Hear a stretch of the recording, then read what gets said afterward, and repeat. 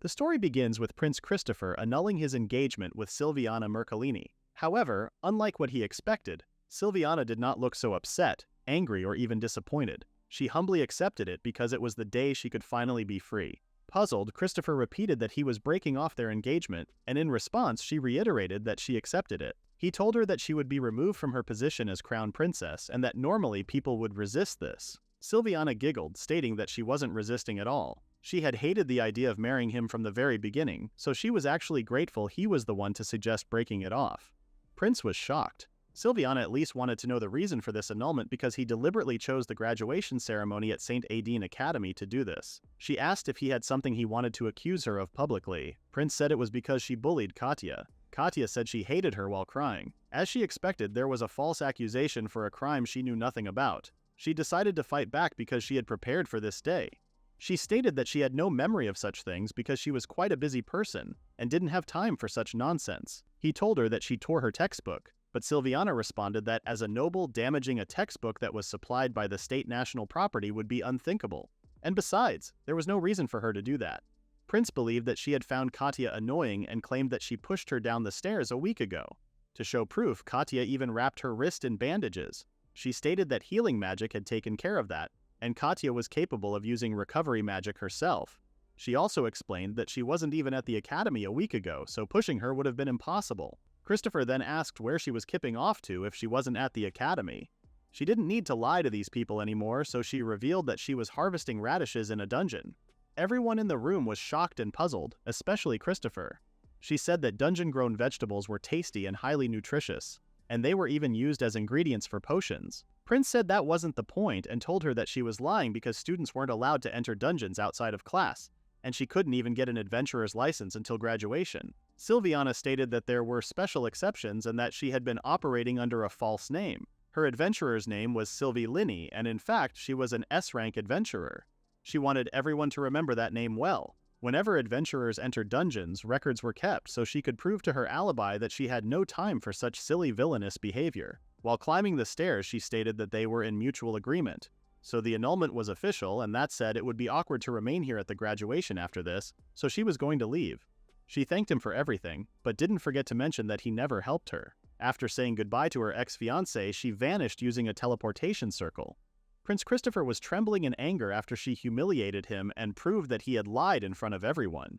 Meanwhile, Silviana was celebrating that the engagement annulment event was completed. Born into the Mercolini ducal house, she was engaged to that prince for 10 years since age 18, and it had been such a long road until now. She couldn't even believe she endured it all. She was always paired with Christopher, even though she never liked him. At tea parties and social gatherings, even at the academy, she always had to watch her behavior carefully every day. Meanwhile, without a care, Christopher only dotes on Katya and completely ignores her. He even visits the academy all the time just to see her, despite having graduated 2 years ago. Sure, Katya was the protagonist of this game, but his attitude towards his fiancée made her hate him even more. This was the world of the game named In Love X Dungeon, abbreviated as Love Is Dan, and Silviana Mercolini was the villainess in it. This was a bizarre game mixing dungeon-crawling RPG mechanics with school romance simulation, famously known as a trash game because no one knew who it was made for. In her previous life, she played it though. In the game, Silviana relentlessly bullied Katya, and in the end, she was executed. In some routes, she even stood before the player as the final boss. But with what happened to her today, she believed she had avoided the execution route. On her 8th birthday, she realized she had been reincarnated as the Villainess, and even she was surprised by how quickly she adapted to the game. What was done after all, and she decided to avoid the inevitable execution route and survive as a Villainess. For that self-improvement above all as a final boss candidate, her specs were more than sufficient. So from childhood, she asked her parents to train her. In the game, her parents were even more villainous than Silviana herself, but by roping them into her training, they had no time for crime and they built a clean ducal house instead. Because of that, they became slightly overbearing parents, but it was still worth it. At the academy, she kept as low a profile as possible, treated the heroine kindly to avoid conflict while secretly going adventuring on the side to make the life she wanted come true. And finally, the day she had been waiting for had come, the annulment. At last, she obtained a house and farm that she bought with her own money. This was the life of Sylvie Linney, not the prince's wife. She believed that her peaceful, slow life was going to begin now. She was going to live in a rural town from the royal capital and work the fields on a large farm. She was going to cook and bake whatever she wanted and thought about keeping a pet. She tried not to think about it too much, but in her previous life she died before fulfilling her dream. She was too soft-hearted, unable to say no when asked. Before she knew it, she was a corporate slave drowning in black company. She couldn't even remember how she died. But one thing she remembered was that it was her dream to run a traditional-style cafe with her sister. Even if she had been reborn in such a strange world, this time she was dedicated to living the life she wanted and would never become a final boss. She was going to live for herself. Her big hopes and dreams were a bit crushed when her mother came through the teleportation circle and informed her that the royal family had summoned her because they weren't too happy with the annulment. Silviana was shocked because she had made it official, but that didn't seem to count, so she had to go. The ducal house of Mercolini, where Silviana was born, was a prestigious noble family carrying royal blood. And yet, due to certain circumstances, they also became a martial lineage where outstanding talents as adventurers gathered. Silviana wore a pretty dress and had an entirely different attitude when she entered the carriage. Her parents complimented her on how beautiful she looked again. She thanked them, but was still trying to process the fact that she was sent back home the very next day. Her father stated how unforgivable it was for Christopher to annul their engagement in public like that. That was how the story goes in the game, but she decided to stay silent. Her mother figured that she foresaw the annulment and bought a farm, and said she felt lonely living apart from her. Silviana mentioned that the teleportation circle made it pretty easy for them to meet. Her father then asked if she had that item prepared for the discussion with the royal family, and she said she did. She had prepared it for a situation like this, and which of them was in the right, His Highness or her, would soon be decided. When she entered the palace, she greeted everyone nobly, but Prince was still angry and started yelling at her, saying that the annulment wouldn't be cancelled even if she came to apologize now. Silviana stated that she thought she was summoned to sign the annulment papers and came here all excited. Prince was still mad, so his brother came and told Silviana that her tongue was too loose and asked where her respect for the royal family was. Edgar, Christopher's younger brother, seemed much more serious than she thought. His glare made her nervous, but in this situation she was the enemy, so it couldn't be helped. Second Prince Edgar Bernelium was 2 years younger than Christopher and he was her classmate, but she didn't know him that well. As a fiancé, she avoided interacting with male students, and in the game he was just a minor character anyway, but she wondered why Prince Christopher grew so close to Katya, who was 2 years younger. It reminded her of alumni who kept hanging around in her past life. Edgar stated that it was chaos after yesterday's graduation ceremony. He said his brother's actions weren't commendable, but there was a calmer way to handle it for sure.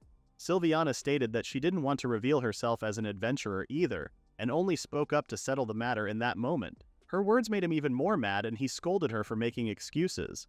Something felt off because this attitude and anger were unnatural, even if he was worked up from his brother being insulted. The king told everyone to calm down and said they were confused too. He stated that annulments weren't something to be rushed, but Prince Christopher interrupted his father's words, saying they already had proof of Silviana's misdeeds. Silviana calmly stated that those were just broken things and they couldn't call this proof. But apparently Katya said she did it to her, and she even got injured. Silviana reminded him that she was in a dungeon that day. He claimed that her story didn't make any sense because, special exceptions aside, this whole S-rank adventurer claim of hers didn't have proof either. She said she would show him everything and took out the box she had with her. It was crystal time. Time crystals were a recording medium made from magic stones. In the game, it was used as a save item and it was extremely expensive. 1 year ago, the day Katya attended the entrance ceremony, though a commoner, Katya awakened to healing magic and transferred into St. Aideen Academy. Prince Christopher claimed that she shoved her into the bond, and it was only because he happened to be there that he saved her. Silviana stated that she attended the entrance ceremony as a representative of the current students that day, and as soon as it ended, she headed to the dungeon, so she never even went near the pond. The second accusation was that Silviana tore Katya's sheet music, but then she showed the proof of her being on the festival committee, and she had no breaks at all from preparations for about a month. Panicked, Christopher mentioned the time at the New Year's banquet, but she showed that she was by the Queen's side receiving instruction. Every accusation Prince made of her was proven wrong by the crystals. He finally realized that Katya's story didn't match. Silviana responded that it was simple and explained to him in one sentence. He was just being deceived by Lady Katya. Christopher started shaking because Katya lied to him. Edgar started to question if it was really necessary to record everything with such a huge supply because time crystals were expensive. It was almost as if she knew something would happen. Silviana noticed that he was more capable than his brother. She stated that it was to protect herself. Many resent the Mercolini family's bond with the royal family, and if she made a mistake at the academy, it could drag the royal family down too. That's why she recorded her actions so she couldn't be framed. She said that proved that she was falsely accused of bullying and she had nothing in her conduct to be ashamed of. And of course, she was going to be paying her back thoroughly later. She was the Villainess, and she refused to be asked for things that didn't even make sense. Even this very scene was recorded in the time crystal as well. She told Prince Christopher that he should reflect on his own disgraceful behavior. He tried to blame her again, but she didn't let him. She said that he had only himself to blame because he forgot royal dignity, fell for a woman, and was deceived by her. This disgrace should be carved into the history of the royal palace forever. Edgar told her that she was going too far, but she said that there was no reason for her to show respect to someone who annulled an engagement in that manner. She then turned to Christopher and yelled at him that the height of depravity was to pursue another woman while having a fiancé. Even the king was shocked after that. She believed the engagement was indeed dissolved now. Her parents stood by her side and said they were not so generous as to laugh off their daughter being insulted, and found it pitiful that this was the future king. He said they should be free to choose the one to whom they swear loyalty. The Villainess's dreadful parents were showing themselves, and Silviana was sure it was over. Now at last she needed something for her slow life. She asked for compensation for the damage. She was falsely accused and had her engagement broken off, and surely the royal family would take responsibility and compensate her. That seemed like the last straw for Prince Christopher. He attempted to use fire magic on Silviana. Silviana was also shocked because for His Highness, who didn't have that much power, to form such a large fireball meant that he trained somewhat seriously. So she was actually impressed. Edgar told him to stop, but Christopher didn't listen to them and attacked Silviana with that huge fireball. Silviana didn't even care anymore, and she easily threw the fireball away. Edgar couldn't believe that she took the fireball head-on and threw it away. She threw the fireball right next to the wall where Prince Christopher was standing and used water lance to stop the fire. She then acted like she was terrified by all that. Her parents knew if it were Sylvia, she could have turned him to as instantly, and yet she missed on purpose. Silviana turned to the king and said she would be expecting an increase in compensation. The king had no choice but to agree with her after this incident. In the next scene, Silviana was having breakfast in her own house. It was a quiet morning in the countryside, and she was waking up to the sound of birds. All she wanted to do was to wear something casual, not ringlets or dresses, and enjoy a slow breakfast. She started to think about how she should spend her day starting today. While she was thinking, her door was knocked on. Wondering who it might be this early, she opened the door only to close it immediately because it was Edgar. He kept knocking on the door and telling her not to shut it. She said this house was unoccupied while trying to understand why he came here. He said that he came here to apologize. Silviana decided to open the door and said that if it was an apology from the royal family, the settlement money already took care of that. He bowed to her and said it was about his behavior yesterday. That was not the way to treat a woman who was literally annulled, and he was sorry for that. Silviana was surprised that he came all the way just for that. She wasn't surprised when he claimed that her insolent attitude toward the royal family was another matter. She thought he came to apologize sincerely, but then he got angry about her rudeness. He was so serious, unlike his brother. It was true that she kind of enjoyed playing the villainous role a bit too much. Edgar then wondered what she was plotting in a place like this. Apparently, this was his territory, and he said he wouldn't leave a dangerous person like her alone. Silviana didn't expect that to happen because she thought this land was unrelated to the royal family. She said it was a complete coincidence, and she didn't know, but he didn't believe her. He said that he could understand her wanting to retire in the countryside after breaking things off with the royal family, but normally she would choose land with no ties to the royal family. He asked if she really thought no one would notice because this land was separated from the main territory. He asked if she was plotting something like a coup or rebellion. Silviana told him that in both the annulment and the attempted murder incidents, she was the victim, and he must stop making her sound like the villain. Edgar didn't expect her to react like that and apologized. She wasn't sure if it was okay for him to bow so easily, even though he was a royal. He was so straightforward that he threw her off balance. She explained to him that her dream was a slow life. The kind of life she admired was cultivating a field and cooking with the vegetables she grew herself, so plotting something was out of the question. But Edgar had the most untrusting look on his face that he didn't even need to say anything. Now that she had explained herself, she started pushing him back and said she accepted his apology.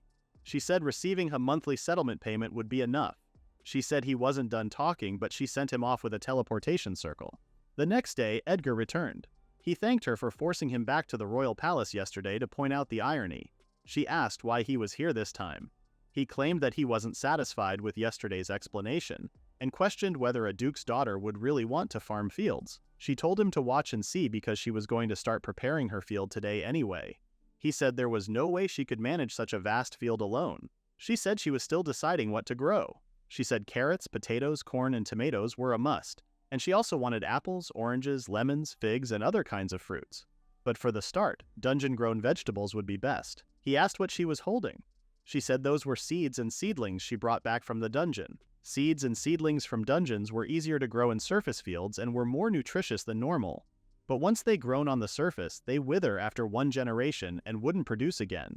So she had to keep going into dungeons to gather new seeds and seedlings regularly. She questioned who would come up with such a weird system for a moment, but then noticed that Edgar was right behind her. She said it was good for beginners. The next step was the water. She went to a well and summoned a water spirit named Aqua. Edgar was pretty surprised. She asked Aqua to purify that well water, and within seconds the water was pure. Next, she called for an earth spirit named Terra. She asked him to nurture this soil so that even non-dungeon crops would grow well. Edgar couldn't believe his eyes because she was contracted with 2 spirits. Contracting with a spirit itself was not too hard for a mage, but she could normally only contract with spirits close to her own attribute, and water and earth were particularly hard among the 4 great spirits. To be connected to both was unreal. But Silviana said that was nothing and summoned Ignis the fire spirit and Ventus the wind spirit. Silviana was contracted with all 4 great spirits and said it was more convenient to have them all. Ignis waited for her request, but she said she just wanted to introduce him and then ordered him to carry those seed potatoes over there. Edgar had never heard of such a thing. Controlling all 4 spirits and making them work farm chores was not the farming he had imagined. He started to grow an interest in her power. Silviana stated that this was her version of a slow life plan. Instead of harsh adventure, she uses her magic for herself. She had been busy fulfilling requests from the royal family as an adventurer after all. She also mentioned that the one who asked her to go into the dungeons was the former king, Edgar's grandfather. 2 years ago when he abdicated, the former king recognized her ability. In exchange for a certain request, she was granted a special exception adventurer's license. That request was to secure nutritious dungeon-grown vegetables for the elderly former king and queen. Edgar was shocked that this was the request. She said she was properly paid, so it was a win-win situation, though it was a grueling lifestyle. A duke's daughter secretly being an adventurer was scandal enough, and her client was a top-secret matter. That's why she hid it, juggling student, adventurer, and duke's daughter all at once, because she believed it was for the royal family. But now, thanks to the annulment, it was all over. Her parents told her not to come home for a while, so she took this chance to retire from adventuring too and live alone in the countryside. She lost both her family and fiancé and came to this countryside town. With tears in her eyes, she asked if it wasn't okay for her to want to finally live for herself. Edgar realized that she had nowhere else to go, and this meant that their royal family threw her into the depths of despair. But he didn't know that Silviana was just kidding. It was actually all true. But it was about how she said it. Her parents would never disown her, and they just wanted her to take her time and relax in the countryside.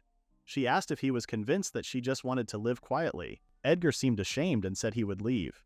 Silviana was relieved that he backed down but couldn't help but wonder why he was pestering her so much. In the game, Edgar had handsome CGS and was popular among players. He wasn't even a main love interest. She decided to let that issue go because it was the end of villainous Silviana's role. From now on, it was the free life of Sylvie Linny. However, the next day Edgar showed up again saying he was still not convinced and said he wouldn't be deceived. She told him once again that she was not plotting anything and asked him to go home. He said he couldn't ignore the chance she would snap when cornered, and as lord and as royalty, he must keep watch over a dangerous person like her. He said that he was going to keep coming to this house until her innocence was proven.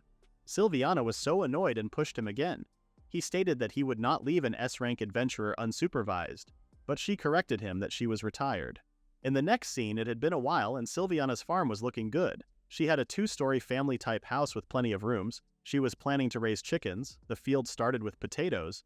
The well had already been maintained by Aqua, and she was going to rebuild the fence as soon as possible. The weather was so nice, and it was the perfect day for a slow life that day. However, Edgar once again showed up asking what she was planning to do today. She was upset that he came again today, and he reminded her that he would be watching her. She said she was going to the city of Oldie to greet the Adventurers Guild about her move. She wanted to go much earlier, but a certain someone kept coming to bother her every day, and she was a young lady living alone.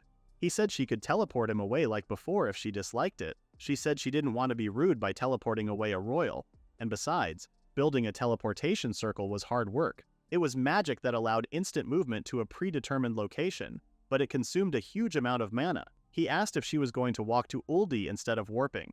She said she would because it was spring and she wanted to take her time walking on her own feet. Edgar looked around him and agreed with her. She asked if he was planning to follow her because it was a 20-minute walk.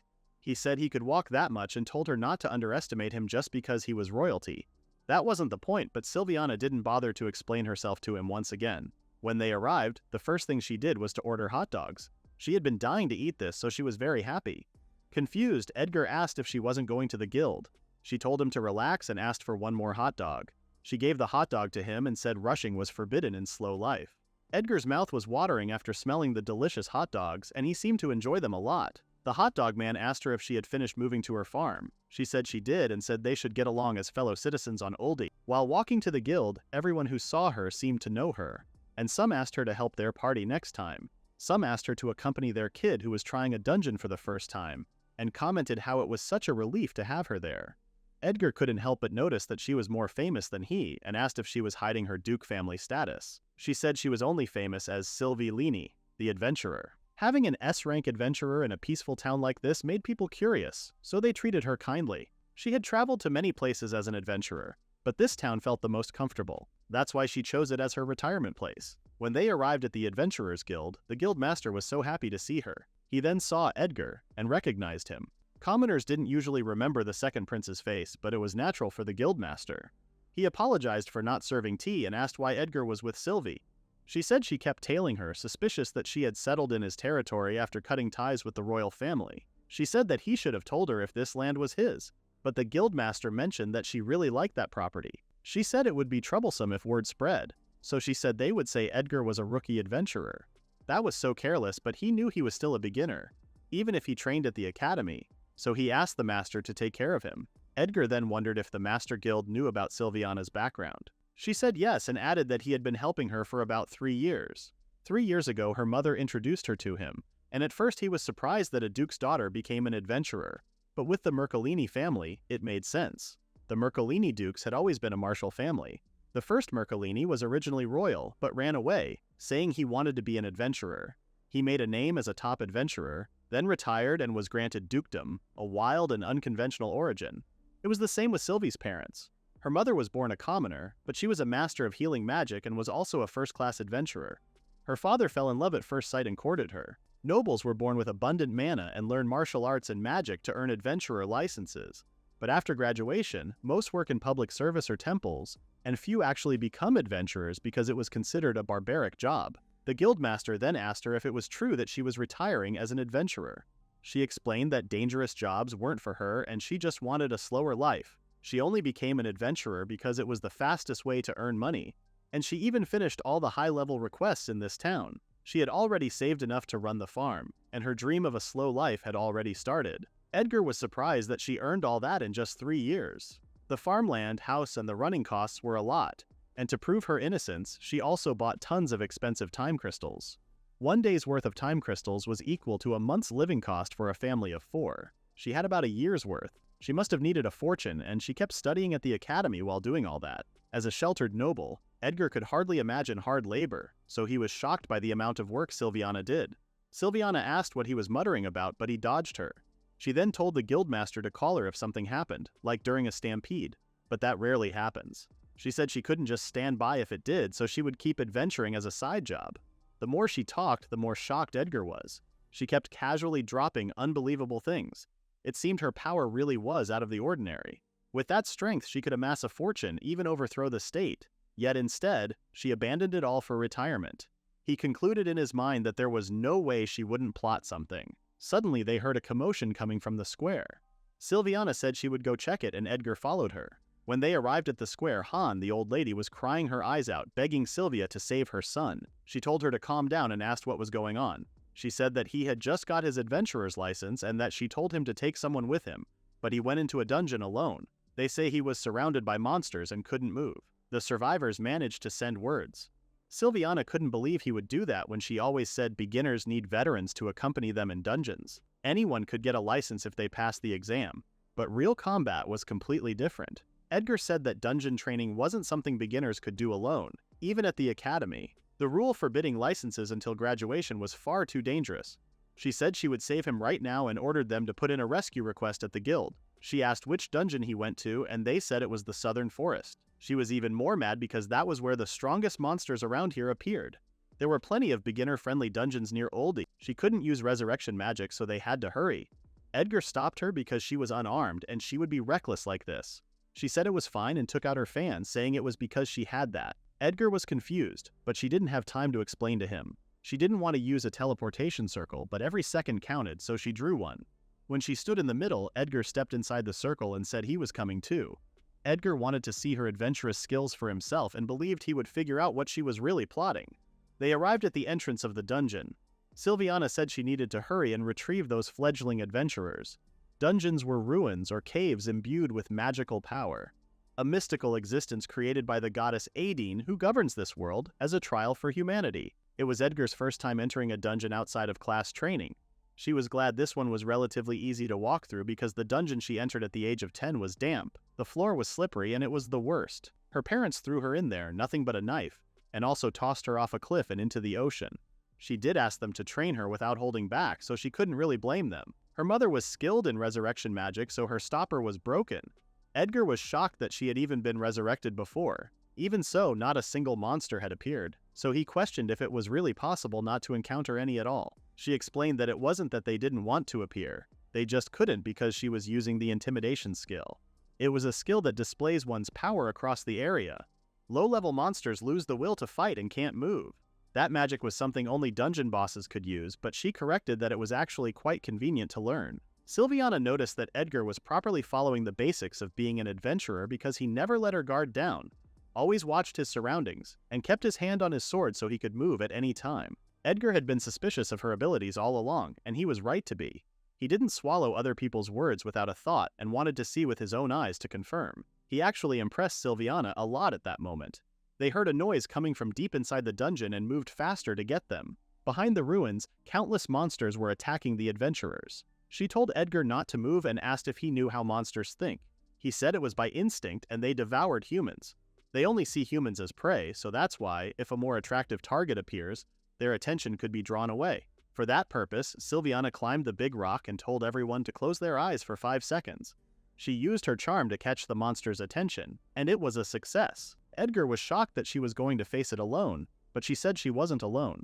She used Ventus and Ignis and ordered them to burn them all to ashes. Ventus and Ignis were even bickering while also working together. Edgar was shocked that she was scolding spirits in a situation like this. Ignis and Ventus combined their power and burned the monsters within minutes. After they were all dead, they checked everyone, and they were alive. Edgar told Sylvia that the adventurers were secure. He said he would hunt down anything he missed and told her to go all out. She said fine, but she only used her fan to kill a monster because apparently his feelings were enough. The adventurers were amazed by her. Sylviana said monsters turn into magic stones when they die, so she figured the adventurers wanted to aim for high-quality stones to go to those dungeons. But as an adventurer, she told them to know their limits. She said they were going to redo their training from the start, and even then their strength would not be enough. She told them to rely on her. Seeing her talk like that, the adventurers realized that she was the S-rank adventurer, Sylvie Linney, and Edgar confirmed that she was the real deal. After that, they returned to the town, and Han was so happy that her son was back. The guild master scolded them for doing something so reckless. Sylviana calmed the master because they were already reflecting on their actions. And besides, they understood that they were seconds away from being eaten alive and turned into chunks of meat, and wouldn't pull a stunt like that ever again. She said she would accompany them herself next time once they completed their retraining, but she would be strict this time. The master asked if that was all right, so she said it was already promised with Han, but she couldn't overwork herself because her farm was her main job. Edgar commented that she was surprisingly good at looking after others. She said it was a bad habit of hers to add extra work herself, but this was already the town where she lived, so it was natural that she would want to protect it. All those commotions made her really hungry. Edgar bought her pancakes to repay her for the hot dog earlier. He couldn't afford to owe a debt to someone he was supposed to be monitoring. She told him to dig in without hesitation. He tried to resist at first, but it was so delicious that he couldn't help himself. While eating, he commented that her battle in the dungeon was remarkable. With that power, she could overthrow the kingdom. But the thing he was curious to know was that if she ever wanted to kill his brother for hurting her. Shocked, Sylviana said she would never think something so shallow, like she hated him, so she would kill him. Edgar didn't even know that she hated his brother. She apologized for insulting her brother, but said he clearly gave off an aura that he hated her too. She still respected him as her fiancé, and at least until he neglected his duties while fawning over Lady Katya. But still, hurting someone just because you dislike them would make her inhuman, and he was not planning to retire from humanity just yet. Edgar said she was a baffling one and he would have to keep monitoring her for a while longer. He then mentioned that since she was going to pretend he was just a rookie adventurer, he allowed her to call him by his name. They were the same age, so they didn't need honorifics. In the next scene, Edgar heard Sylviana scream and rushed to see if she was okay. She said that the potato field had been destroyed. He told her that this was not an incident, but she said it was because the seed potatoes she worked so hard to plant got dug up. She was sure it was the work of horned rabbits. It was a rabbit-type monster that devastated farmers' fields. This was unforgivable for her. It had only been half a month since she planted them. She had even decided on the first dish, baked potatoes with butter. She was so angry that she swore to turn them into horned rabbit stew. She ordered Ignis to find the culprit and Ventus to go with him and make sure Ignis didn't go out of control. When they left, Edgar couldn't help but comment that her spirits had weird personalities. She agreed with him and said that if he had free time, he should help. He said he wasn't free, but she said his surveillance duty looked like he was skipping his government duties. So, helping her out could count as part of her compensation for his brother breaking off the engagement. Edgar knew she wouldn't accept no, so he asked what she wanted him to do. She said she wanted him to channel lightning magic into this wire. Edgar figured that she was planning to make an electric fence as a countermeasure against pests. He then noticed that this wire was mithril. It was a rare and extremely valuable material, and he told her not to use it for farming. But she said she had got mithril to spare at home. He explained that ordinary households didn't have that. It was basically announcing to the world that this house had valuables inside. Even if it keeps the beasts out, it might attract thieves instead. He told her to be more cautious if she were a young lady living alone. While bringing him a normal wire, Sylviana wondered if he didn't think she could defeat a thief or two herself. She then realized that surveillance was not just about watching over his own territory, it was about worrying for the person living in it. She wondered if he was too serious or too kind-hearted. She thought she might have overdone it when she acted weak and emotionally in front of him. She wondered if he was really okay with spending so much time on her. Yesterday, her father said that the royal palace was still in an uproar. It seemed they were still deciding how to punish Prince Christopher, and the situation was complicated. Even their ducal family had been called in to help with government affairs. They say the second prince, Edgar, had been swamped with inspections by day and paperwork at night. Sylviana realized that he was dropping by her place in between those inspections and was punishing himself quite a bit. It was almost like she was in her previous life. In her previous life, her dream was to run a cafe in an old house with her sister. Her sister was going to cook, and she, in her past life, planned to make sweets. They would display handmade trinkets, sell local vegetables, and it was overflowing with things she wanted to do. Working at a regular company to save funds while attending night confectionery school was a lot to handle. Before she knew it, the business of everyday life left her unable to think at all, and it all ended so abruptly. While working with the wires, Edgar noticed that Sylviana was taking a while.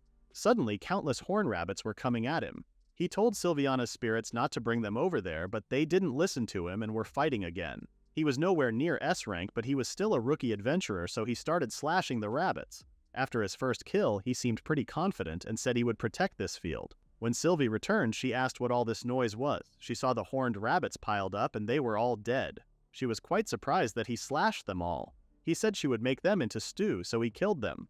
She complimented him and said he was amazing. There were too many to eat and they would crush the horns and use them for potion ingredients. She was so happy because no riffraff would dare approach them again and thanked him.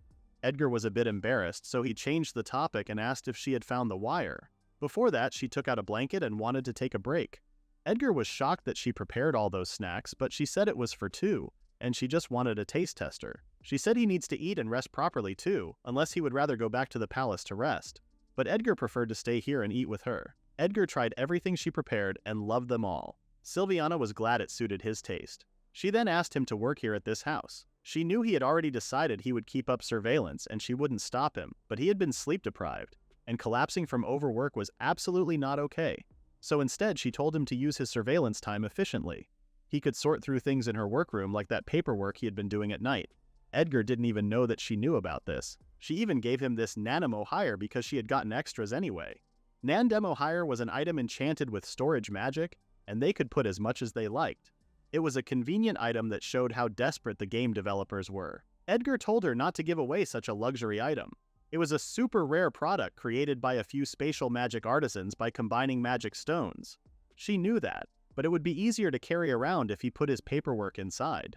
That was true, but Edgar was still uneasy about it, so she told him to help her out on the farm to make it even. This was her version of slow life. Edgar couldn't help but chuckle because she was so ridiculously out of the ordinary, and it was so funny. After that moment with Silviana, Edgar realized that his brother was under a curse. His brother was a fool not to notice the existence of someone as captivating as Silvilini. In the next scene, Silviana was working with silver clay. She shaped the clay together with fragments of magic stones, added carvings, and poured in just a little magic and create a charm earring that makes you look a bit cuter when you wear it. One part of her slow life plan was to make money by selling accessories, and she finally had time to make some. The shopkeeper of the dining hall told her that her accessories were super popular and always sell out right away. She was the best-selling creator in the town. She hoped that her accessories would become something that helps a girl feel confident, even a little. She was a bit embarrassed though, because in both her past life and this one, she had been far too disconnected from romance, and she admitted that she had a bit of a girlish streak. She then suddenly remembered that Edgar didn't come today. He was even working here yesterday. Even though they were brothers, Prince Christopher wasn't like him at all. Edgar was serious, full of justice. At first, he kept picking fights with her, and it was a nuisance, but lately he had softened up a lot. Her plan to feed him with well food seemed to work on him. She suddenly started questioning what kind of relationship she and Edgar had now. They were kind of relatives because of their family. Since they met as kids, she could call them childhood friends, but they only talked properly after the annulment. He was surprisingly easy to talk to and someone she didn't have to put on airs with, so she might consider calling him her friend. He might be the first man outside of adventurers she could talk to casually. She wondered what he was thinking. She heard some whispers outside and opened her door. It was Edgar. She welcomed her and said he was a little late today. He suddenly wanted to apologize to her. Confused, Silviana waited for him to explain. He said that his brother was under a charm curse. The truth was that traces of curses had been found all over the castle. Silviana was shocked and asked who would do that. He responded that, unknowingly, charming those around her was Lady Katya. The investigation report came in last night, and Edgar was shocked to learn that his brother was cursed. He was informed that the influence of the curse even spread to his father and Edgar. Christopher went to a dungeon he wasn't authorized to enter and got cursed, with Katya a comment despite having a fiancé. Further investigation was needed, but it was likely that Christopher and Lady Katya, with guards, entered an unexplored ruin for training. There, Katya was cursed by an ancient demon's spell, and as a result, she unconsciously spread charm to those around her. Christopher, being right beside her, was heavily affected. Lady Katya was still at the temple undergoing purification. What's worse, the curse affected the entire castle. The royals and the servants grew fond of Lady Katya, and anyone who threatened her was seen as an enemy to eliminate. And that was how their thoughts were warped. Looking back now, his father wondered why he didn't question it, and that was probably why he so easily agreed to break his engagement with Lady Silviana. Edgar realized that he really did get strangely heated at that time. Even with his obsession with driving Sylvie out of the territory was due to the curse, and he didn't realize it at all. He looked at his brother and wondered if he had always had such dark eyes. The brother he knew was kind, encouraging, and happy. Her brother was skilled at spotting people's talents and nurturing them. He was the first to recognize his gift for swordsmanship and magic control, and he helped design his training menu. So when he discovered Katya's abilities and often visited the academy after graduation to train her, Edgar thought it was just like him. He never imagined love was involved and regrets that he didn't notice it sooner. After all that had happened with Katya, Prince Christopher was still blaming everything on Silviana. He said that even with A-rank adventurers, they proceeded carefully, and it was just bad luck that Katya was cursed, and it was all to prove her ability to the royal family. Edgar told him to calm down and said that entering a dungeon meant recognizing your own limits as an adventurer. That's what he was taught. But Christopher didn't value his opinion and started getting physical. Their father told Christopher to stop this disgraceful display. His punishment would be decided soon, and for now, he told him to focus on completing the purification. Since they didn't have strong ties to them, the curse's effect on their father and Edgar was mostly gone. Still, just in case, he wanted Edgar to be purified at the temple first thing in the morning. Back to the present, Edgar told everything to Silviana, and she was so shocked. Edgar couldn't even look at her face while apologizing for seeing her as an enemy and attacking her. Silviana was surprised to see him like this and told him that he wasn't under its influence anymore, so that was fine. At the palace, she thought he was acting a little strange, but when the prince attacked, he still moved to protect her. Even later, when he barged into the farm, his words and actions didn't match. Now that she actually knows the reason behind his unstable actions, it is a relief. She asked if he understood that watching over her was not necessary, and he confirmed her, saying there was no one as reliable as her. But he still regretted his own dullness for not questioning his brother's actions. Silviana told him that this wasn't something for him to worry about. What the prince did was his own responsibility. He knew he would one day support the kingdom, and yet he got infatuated with Katya, went to a dangerous dungeon, and got cursed. That was entirely his own fault. Edgar couldn't help but feel convinced since he was hearing that from the victim herself. He recalled the days when her brother told him to protect this country together one day. It was a difficult situation to be in. Silviana did her best once too, but she was born a villainess and she knew the annulment was inevitable. If he wanted to be with Katya instead of her, as the crown prince, he had many walls to overcome. Whether he worked to do so or abandoned his position and eloped with Katya, either way it would have been a thorny path.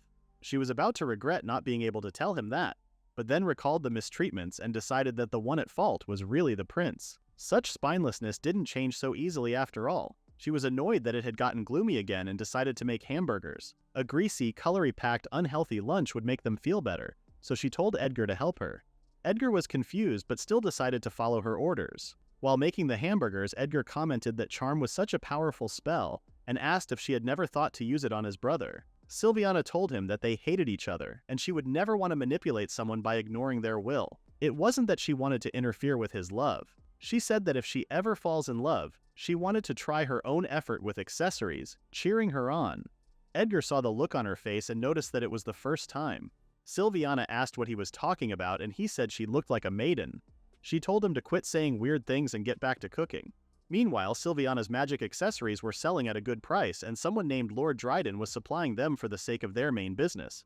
In the next scene, Silviana and Edgar went to town to deliver some accessories. Edgar saw the bag she was holding and figured that it was the amulet she was making earlier. An amulet was a magic tool that granted effects like charm or a blessing. They had all got a reputation for being hard to get. Edgar realized that no matter what job she did, she would always make a living. They entered the diner and saw the manager and even the cafe lady. They asked Sylvie to take a look at something. She bought this at a newly opened shop on Gruner Street and it was an earring Sylvie made. Sylvie looked at the earrings and said there was no way this was her work. The silver was of poor quality and the carvings were unbalanced on each side, but it was sold with the slogan magic-infused charm earrings. They thought they were her work, so they bought them. When they wear her earrings, she gets lots of tips from customers, but in those, the reaction was bad. So they came to ask if they might be fake. Silviana confirmed that the design was clearly imitating hers. Edgar said it really did look alike. Silviana was seriously offended and told him not to lump her together with this kind of trash. She carefully infused each piece with magic, one by only supplied them to this store, so those were definitely fakes. The diner lady found her products good quality, but that also makes them pricey. That's why the women bought the cheap ones. Silviana noticed that the buyers weren't at fault. The ones to blame were the creators. With weak magic power, the charm wouldn't even activate. Worse, if a clumsy spellcaster injects magic, there is the risk of an explosion. She was so angry. Making a fake charm that could endanger someone's life was unforgivable for her. A surge of anger wells up from the bottom of her heart. Not only did they insult her work, but they also tricked people and even put them in danger. While she was thinking about storming into that shop and punishing them directly, Edgar looked at her worried. He asked what was wrong and told her to calm down. She said she was calm, but it was obvious that she was furious. He touched her shoulder and looked at her eyes. She realized that she was letting her anger control her and thanked him for calming her. She said she was fine now.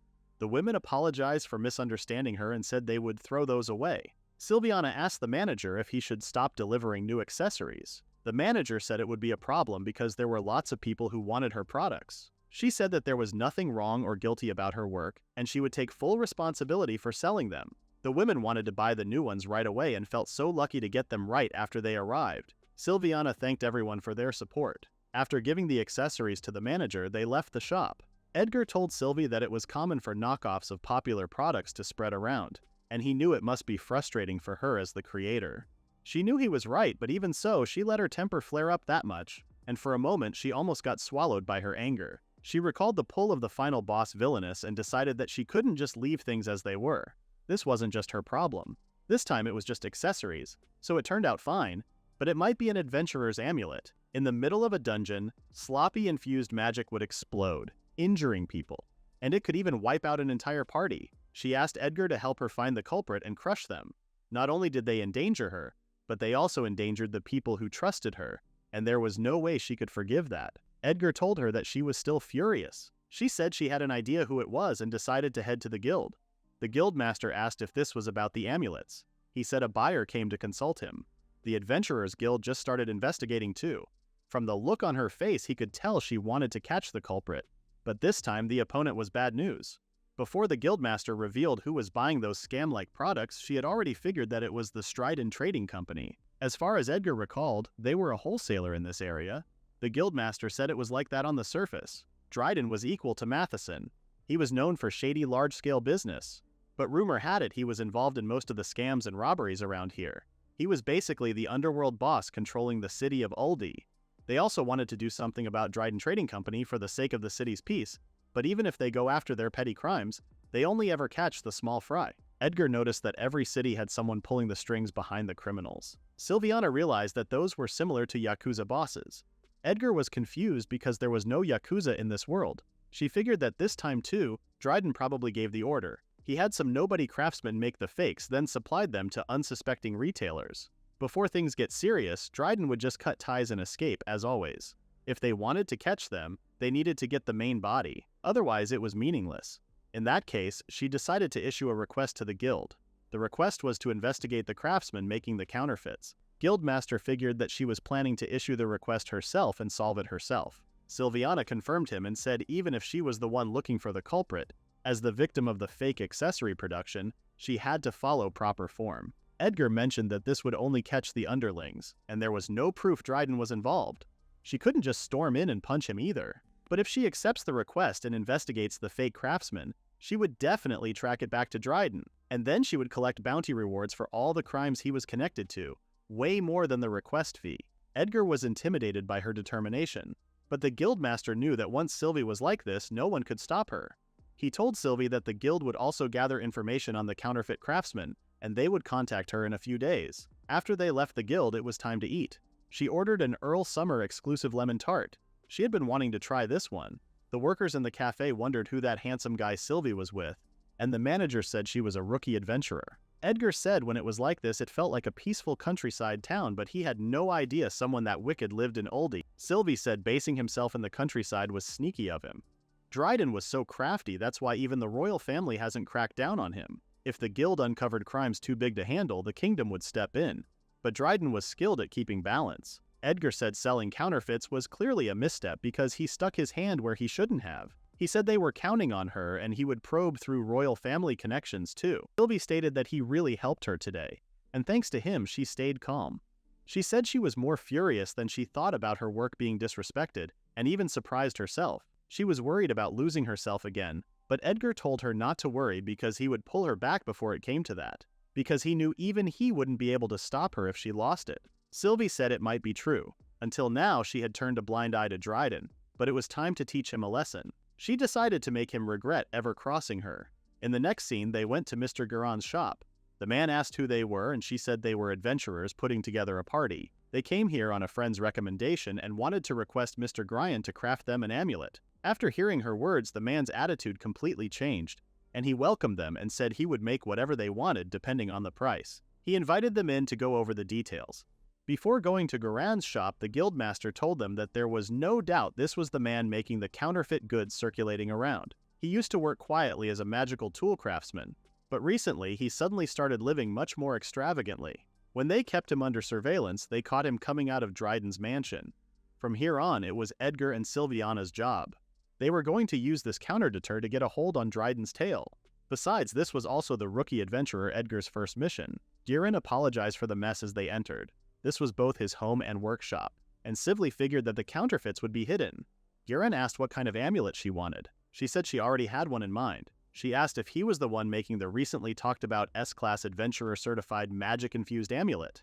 The magic-infused amulets were being sold on Gruner Street, and she asked if he would make one for her too. Shiran asked what she was talking about because he had never said anything about S-Rank Adventurer certification. He asked if she was misunderstanding something. Edgar appeared behind Guran and said that making excuses was useless. They had already investigated that he was the one making the counterfeits. He said they had a capture order and he would be coming with them to the guild. Guran was calm at first, but then started yelling around, telling them to get out of his way. He tried to attack Sylvie, but she dodged him pretty easily and made him fall. After he fell, Edgar captured him and took out his rope. Sylvie was glad Edgar took care of him because she came here wearing her favorite dress, and it would be a disaster if she got it dirty. Confused, Guran asked who they were. Edgar told him that they were adventurers and one of them was top class. She told Guran that she was after the mastermind who had him make those counterfeits and asked who hired him. Guran wasn't going to tell her that so easily. She said she would let him go if he told her, but he was still unwilling. She said she would have to make him want to talk and told Edgar to step back behind her. Edgar was a bit uneasy about this, but he still listened to her. Sylvie used her intimidation skill on Guerin. Unlike when she released it across a wide area towards the monsters, she focused in one direction, which completely dominated the atmosphere. Guerin was terrified and realized that she might be an S-rank adventurer. He said that this was his chance to spill it if he wanted to. Guerin confessed that it was Dryden. He was hired with money, and if he refused him, he wouldn't be able to survive in this town. Sylvie asked if he had any evidence. He said he didn't because if it gets out that he talked, he would be dead. Sylvie told him to listen and said she didn't want him, she wanted Dryden. And if they catch him, he would be able to live in peace too. She asked if he didn't have some info that could help them bring him down. Guerin asked if she really not going to arrest him, and she said she had already told him. Guerin told them that Dryden conducts monster deals in the basement of his mansion. Sylvie didn't expect something like that because that was blatantly illegal. She asked what he was scheming, but Guerin didn't know that either. She was curious to know what on earth he even used them for. Edgar said he might arrange underground monster fights. For example, in the capital, Vennox's underworld, they were often held. Most of the monster incidents in the city had those kinds of people behind them. Sometimes monsters even escape, or they deliberately set monsters loose in the city as a distraction for other crimes. Of course, every one of those was a heavy crime under the monster control laws. Guerin said that it definitely involved far more money than his counterfeits ever did. Sylviana had only ever been diving dungeons, so she knew nothing of this underworld. But she realized that Edgar was not just royalty in name. She said that there were sometimes late-night monster hunt requests even back in academy days, and wondered if that could have been it. Edgar was shocked that she snuck out of the dorms. She said she had a transfer circle drawn inside her closet. He said there were no such records left in the time crystals, and she explained that normal people were asleep at that time, so there was no need to record it. Guerin wanted them to let him go because he told them everything. Sylvie left the rest to Edgar, and he started dragging Guerin. He said that wasn't the deal. She said she would let him go, but she never said Edgar would. Edgar told Sylvie that they would also need proof that he really was making counterfeits. She started looking around the shop to find them. It didn't take so long to find a built-in safe. Guerin panicked and said he would never give them the key, but this proved that there must be evidence inside. He said he would report them to the guild if they broke it. She said there was no need to break it. It was sealed with magic and only registered users could open it. The keys must be moved in a specific sequence, intertwined in a complex mechanism. This was a peculiar piece, the work of that famously eccentric locksmith Leonard. A wonderful piece of craftsmanship normally would be impossible to open. Guerin said he worked hard to get that thing as part of his share from the magical tool scam. Sylvie started clicking things and unlocked it within seconds. It was thanks to the lockpicking skill straight from her mother, essential for entering old ruins. She found a record of transactions with Dryden himself and counterfeit amulets. Now they had both the evidence and his confession. Still, those carvings were awful. Just looking at them pissed her off. Edgar mentioned to Guerin that she was her real maker of the genuine amulets. She said she would make sure he never produced those fakes again. Edgar told Sylvie that if monster trafficking was true, this was a national matter. That means they could not afford to waste time. They need to stop Dryden as soon as possible. In the next scene, they arrived at Dryden's mansion. As expected of Oldie's notorious trading company, even amongst the luxury district, the mansion stands out as an enormous estate. And underground, he was dealing in monsters. Edgar asked what they were going to do now. They had finished handing Guerin over to the Adventurers Guild. They also got his statement that the forgeries were commissioned by Dryden. That means next, they need to investigate Dryden himself. And along the way, they just happened to discover his monster dealings and arrest him. That's how she would like it to play out. Edgar said there was no guarantee monsters were inside this mansion right now, even with Guerin's testimony. They should gather a bit more evidence, but she said this mansion practically screamed suspicious. Edgar was confused because it looked like a mansion. She told him to focus his eyes with magic and observe. When he listened to her, he saw the lightning magic and a double-layered magical barrier. There was no way a horned rabbit could survive in there. It keeps the intruders out and prevents anything inside from escaping, which proves that they were hiding something. Edgar told him that they could not act recklessly, but she said he had got it backwards. Now that Guerin's been captured, Dryden might already have heard, and of course, they would tighten security. That makes now the best chance to strike. He agreed with her and said they could enter under the pretext of a lawful search. He would head back to the capital to bring the paperwork and soldiers. But Sylvie said she would break in by herself. Edgar told her that this was not the same as entering a dungeon, and she might lose herself to anger again. The guild had a teleportation circle to the capital, and all she needed to do was wait for 20 minutes. When he left, she started observing the mansion. In the World of Falling in Love dungeon, her family, the Marcollinis, extorted bribes from corrupt merchants. If the game was right, this might be the exact place. It was good that Edgar stopped her earlier. She may be a duke's daughter and an S-rank adventurer with real power, but she needs to remember her role in this world, the Villainess. When she was little, her parents always told her that she was strong. She chose harsh training for herself and surpassed even her parents in ability. But there was one thing they wanted her not to forget. Because she had power, she must use it rightly. She was now understanding what they meant. She thought that the game developers might love Sylviana as a joke character who could be made to do anything. But to parents in this world, they would never want their daughter to become a villainess. She didn't want to become the final boss either. While she was lost in her thoughts, she heard some noises coming from inside. She saw a wagon, but it was too far. She used her skill to see clearly and saw the monsters inside the wagon. They were unloading them so brazenly. The guards were gathering at the unloading area, and it was just the right time for her to step in. She decided to take a peek. She coated her arms and legs with magic, deflecting lightning and then silencing magic as well. After adding a camouflage spell, she was invisible. She started walking around in the mansion. The first floor was the trading office with lots of people around. She decided that it was better to hide just in case. She couldn't see the monsters they brought in.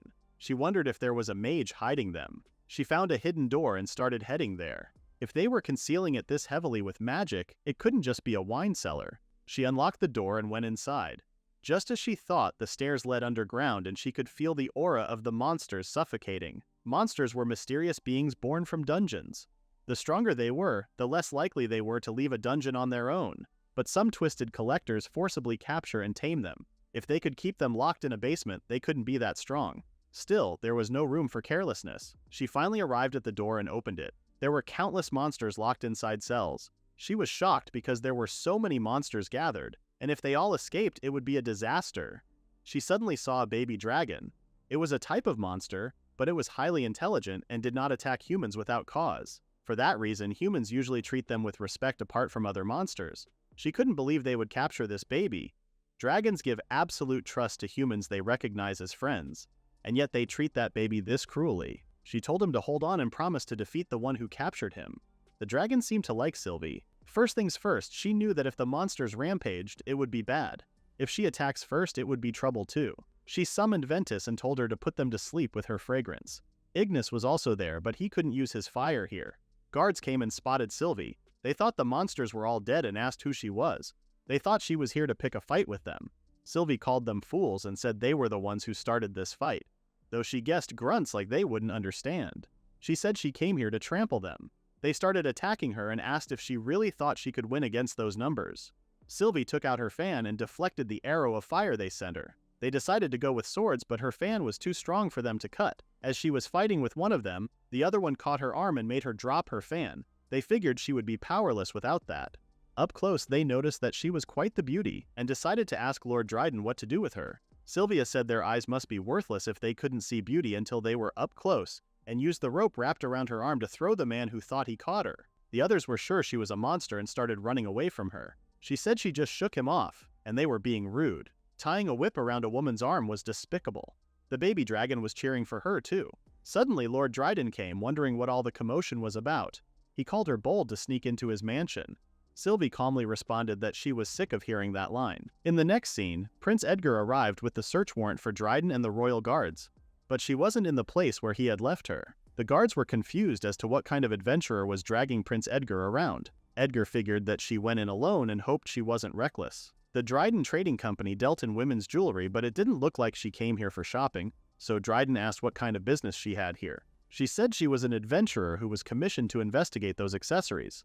She said she was the trending S-rank adventurer who endorsed magic-imbued amulets, and she heard his company had been handling counterfeits of those.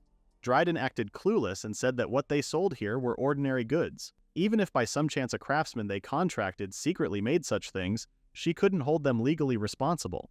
Sylvie said that was his escape plan for the fakes and asked how he explained the monsters. She asked if he called these monsters and dragons ordinary goods. Dryden stated that the counterfeits were just a smokescreen, and this here was the real big business. He said they would have to silence her and started throwing knives at her. His workers were hyped up because no one could withstand Lord Dryden's knife barrage. However, Sylvie simply took out her fan and dodged every one of them. Dryden was shocked. Sylvie said that when things turn inconvenient, he goes straight for silencing people and suggested he try using his head for something other than money-making. That's why he misjudges the strength of the person standing before him. Dryden thought that was just guild exaggeration, but he was sure she was real. She was an S-rank adventurer, Sylvie Linney, The others suggested that Dryden retreat here. But Dryden had a hard time obtaining that dragon, their prized product, so he couldn't let himself be caught here. He apologized and said he didn't realize she was an S rank and said they had no intention of opposing her. He wanted to make a deal with her. He said they would give her 30% of the amulet profits and she could just turn a blind eye to this. Sylvie asked if he was stupid and how far he was planning to mock her. She told him to stop the production and sale of counterfeits immediately. She didn't come here because she was paid. She came because she couldn't forgive him. He should be ashamed for putting adventurers in danger for his own selfish gain. She controlled the knives he threw at her with her fan, and said she was going to teach him the proper way to use magic. They begged her not to kill them while the knives were coming right at them. Sylvia captured everyone with the knives and said she wouldn't kill those small fries. The royal troops would arrive soon and she told them to stay put and behave themselves. She realized that she had let herself get heated again, so she sat for a break. The dragon was so happy that she opened the cage for him. Dryden realized that he was going to end up being seized by the guild and resold, and grabbed one of the knives and threw it at the dragon. Sylvie put herself in front of the dragon to guard him, but before the knife hit her, Prince Edgar came and dodged it. He apologized for being late and asked if she was safe. She said she was and commented that his timing was perfect. Edgar told Dryden that they had received reports of illegal monster trafficking here, and in the name of the royal family he was under arrest. After they caught everyone, Sylvie commented that she didn't expect this to turn into such a major bust. With these many monsters contained, the evidence was plenty. He reminded her that he had told her to wait since it was dangerous. She apologized and said her attention was caught by this little dragon. Edgar wondered where they could find a baby dragon like this. But Sylvie promised to send it back home soon. For now, this case is closed.